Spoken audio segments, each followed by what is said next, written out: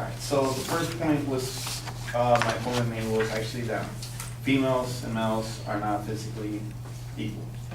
That's a fact, and we all know that's also, true. There's no rebutting that. But what we can rebuttal is that we're not trying to prove what sex is stronger here.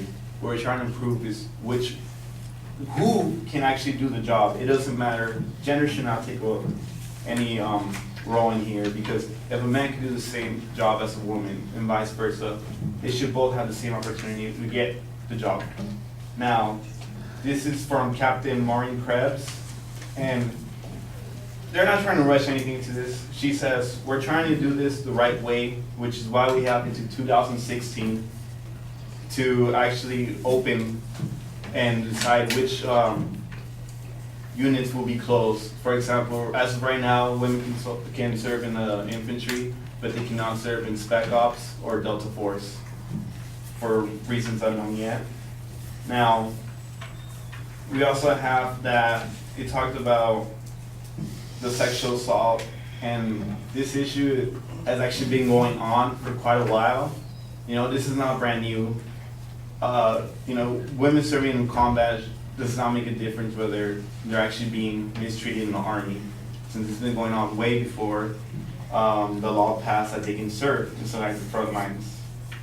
Now, here's another quote from Colonel Commander, and the name's unknown, but it's from Afghanistan, 2012.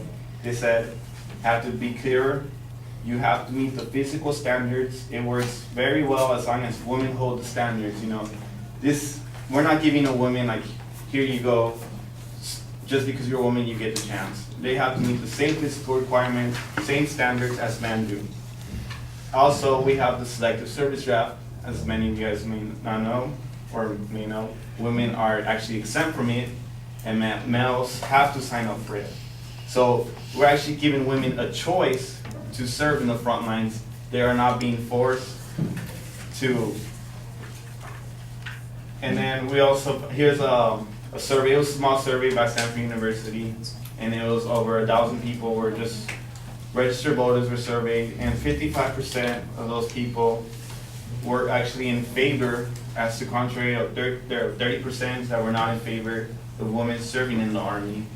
And this is just from the male side. Females on the counterpart were 45 to 44%, whether they wanted to serve in the front lines or not.